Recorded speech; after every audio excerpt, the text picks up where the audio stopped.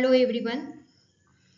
This is the last part of the salient features of the Indian Constitution.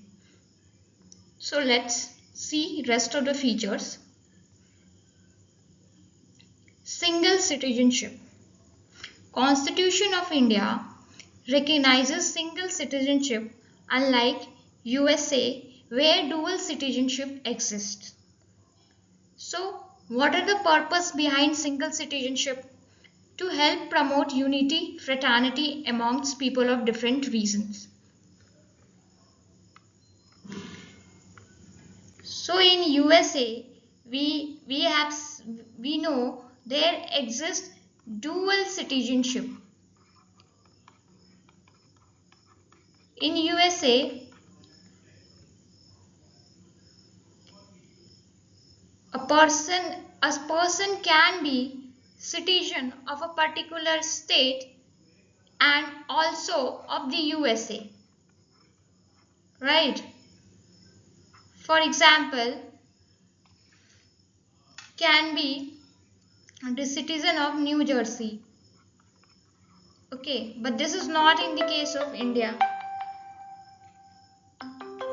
This is not in the case of India. In India, we have single citizenship.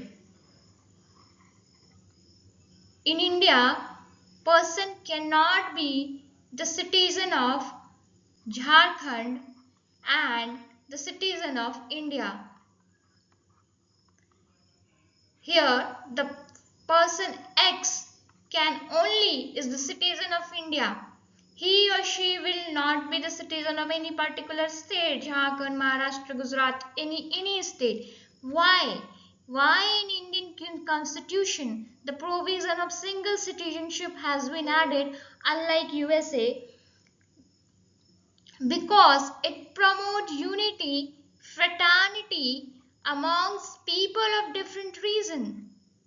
Let's imagine what will happen. India being a diverse country, we know it is a land of diverse culture.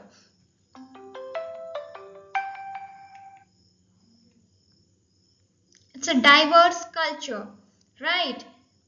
In India, we have a multiple language, multiple culture, so to maintain the unity, Indian Constitution added the provision for the single citizenship rather than dual citizenship.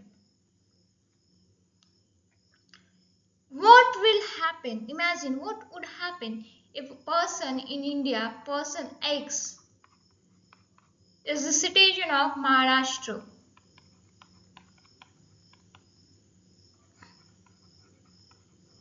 Rather than Maharashtra. And other person Y, the citizen of Gujarat.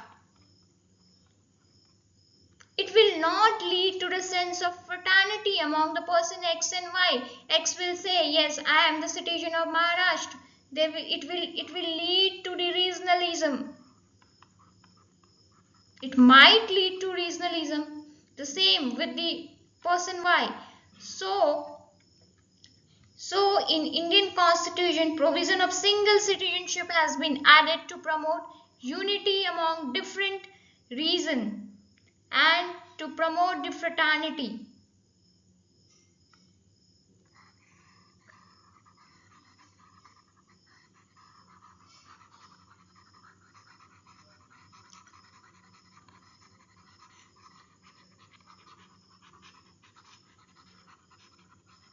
Directive principles of state policy.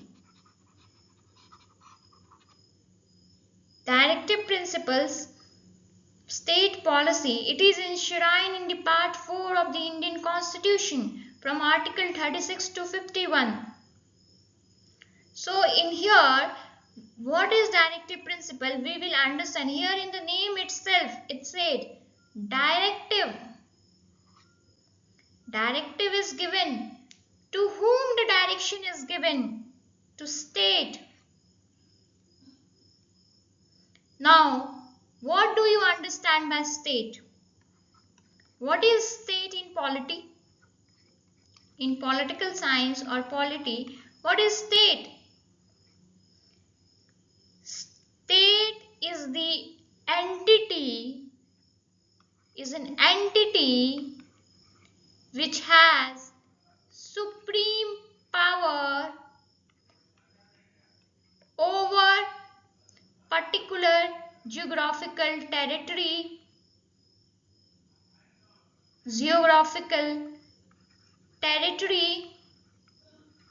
and population.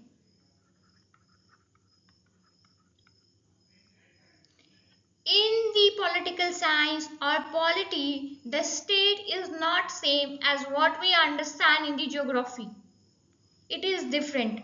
Here the state is a political entity, is an entity which has a power to govern a particular territory. Let's say this much territory will be governed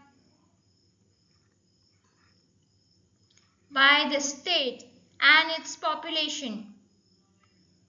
So directive is given to the state. So why directive is given? To establish social, economic democracy in the country.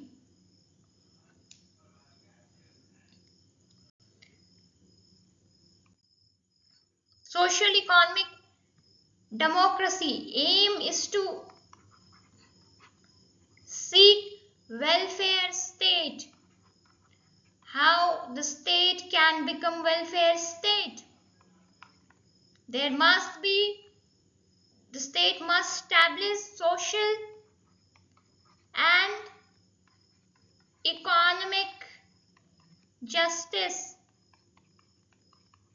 For example, equal pay and equal work for both men and women. It ensures economic justice.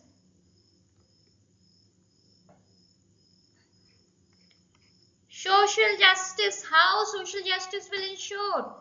Let's say prevention of concentration of wealth.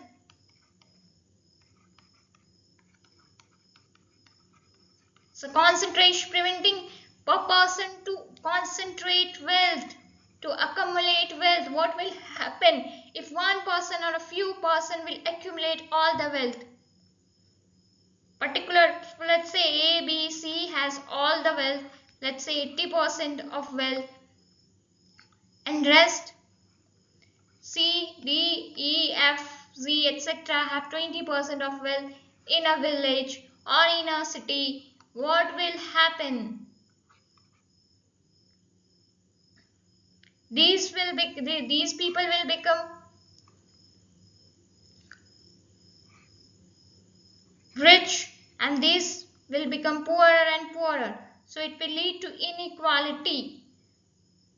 So aim of the directive principle of the state policy is to establish welfare state, and directive principle is the fundamental in the governments of the country. Why it is fundamental? Because Constitution envisages to establish economic and social democracy. So what are the nature of the directive principle of state policy?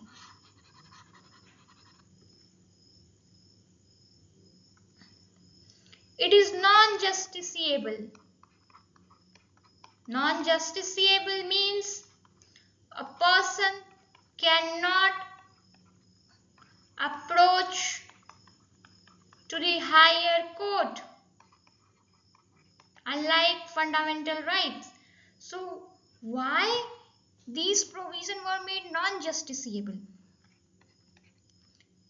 During 1950s and during 1947, when India became independent, India is a poor country. It do not have resource, and if the constitution makers has made this provision justiciable, so it has to implement it immediately, and for implementing immediately it requires huge resource. and India lacks resources during independence. So this might be one of the reasons to make it non-justiciable. However, if it is non-justiciable, it doesn't mean its importance is less. No government can ignore it.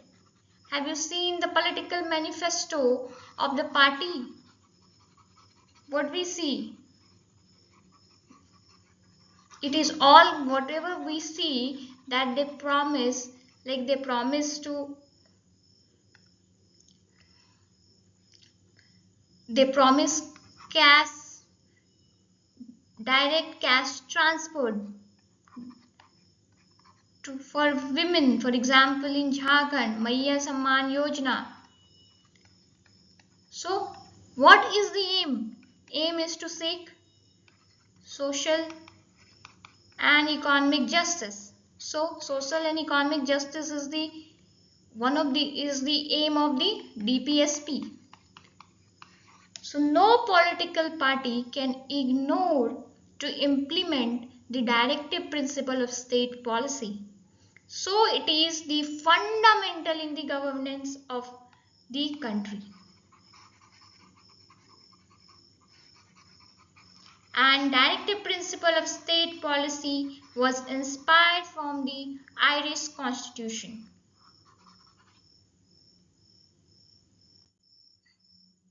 Now, what are here? Another feature is the fundamental rights. Fundamental rights. So let's first understand, what do you understand by rights? Rights. Rights are claims. Claims of person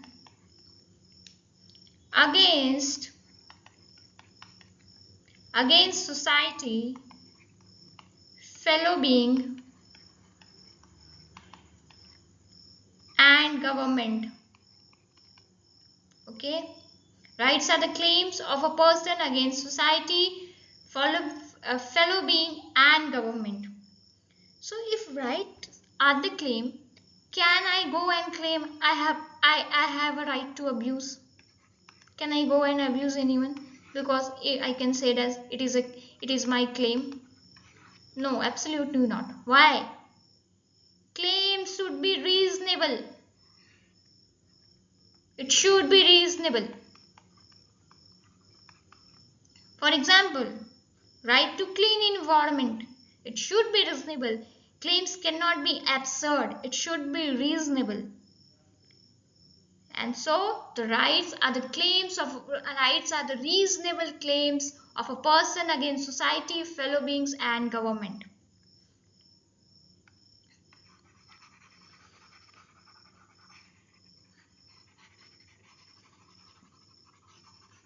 The rights are categorized into different kinds, like civil right, fundamental rights, legal right, constitutional rights, human rights.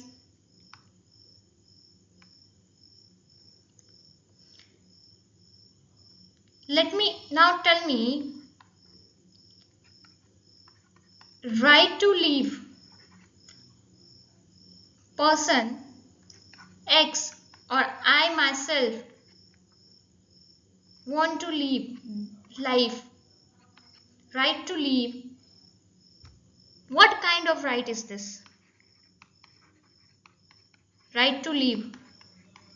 What kind of right is this? It is the human right, because by birth I have this right to live. Nobody can take my life. No law is required. It is a human right. It is claimed by birth. Right to speak. It is a human right. Nobody will sanction me or give me right to speak. These rights became my rights. Right to speak becomes my right by birth. Later on, it was codified in the law book.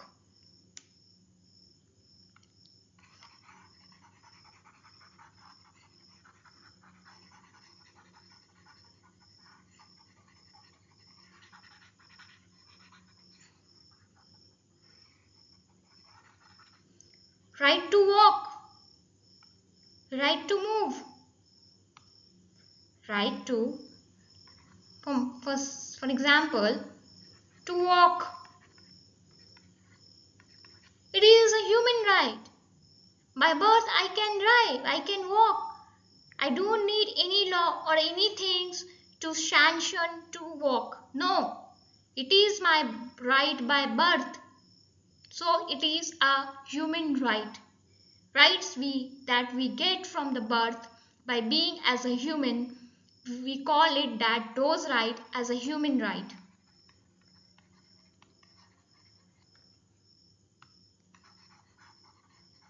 So what is fundamental rights?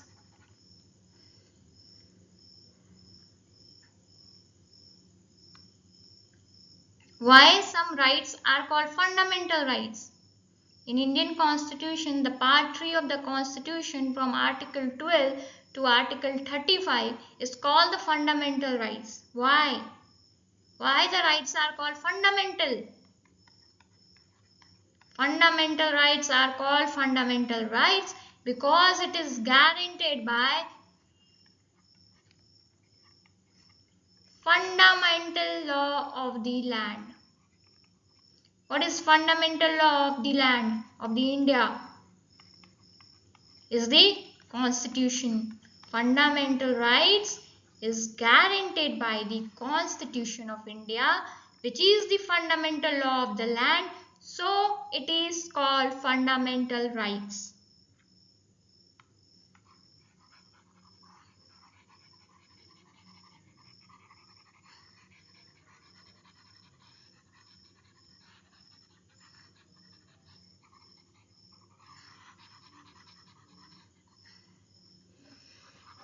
Originally, Indian Constitution has 7 rights, but now there is only 6 rights. We have right to equality, Article 14 to 18. Right to freedom, 19 to 22. Right against exploitation, 23 and 24. Freedom of religion, 25, Article 25 to 28. Cultural and educational right, 29 and 30. And Article 31, that is right to property, was removed from 44th Constitutional Amendment Act. Right to constitutional remedies, Article 32, which is called the soul of the Constitution. Why it is called soul of the Constitution? Because under Article 32 there are 5 writs which ensured fundamental rights should enjoyed by the person. अगर fundamental right सिर्फ लिख दिया गया पर उसे protect कौन करेगा?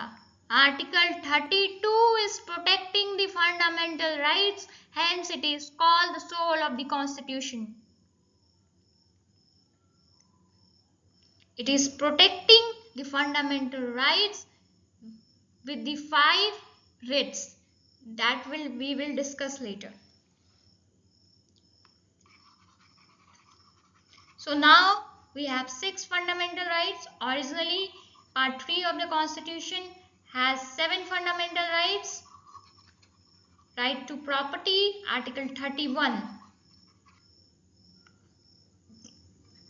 Article 31 was removed with 44th Constitutional Amendment Act. Why it was removed? Because it it became hindrance to implement land reform law. To implement the land reforms, Article 31 was removed from fundamental rights and it was made legal rights.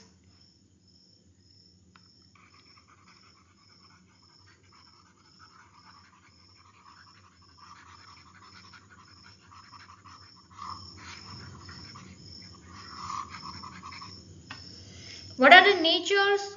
What are the nature of the fundamental? It is justiciable in nature, which means aggrieved person can directly approach the higher court, that is judiciary, Supreme Court, under Article 32.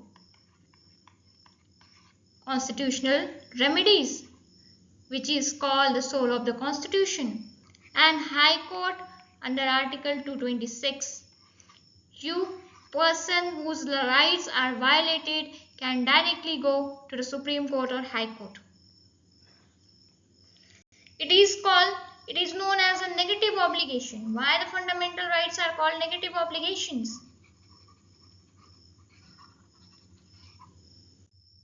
It is called negative obligation because it acts as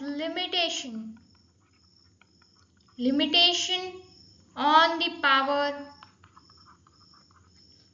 of the state.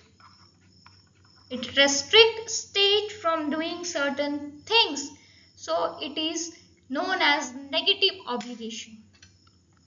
It is not absolute in nature. What does this mean? It means it can be restricted on the ground of sovereignty, security of the state and many other grounds. So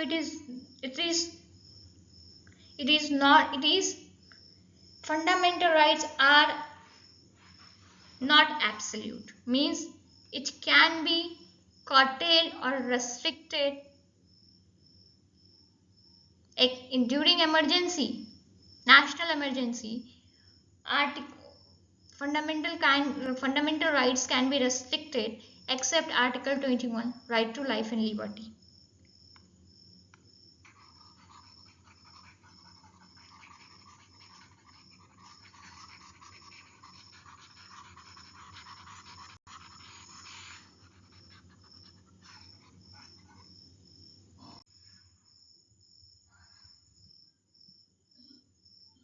So with this, we have completed the features of the Indian Constitution.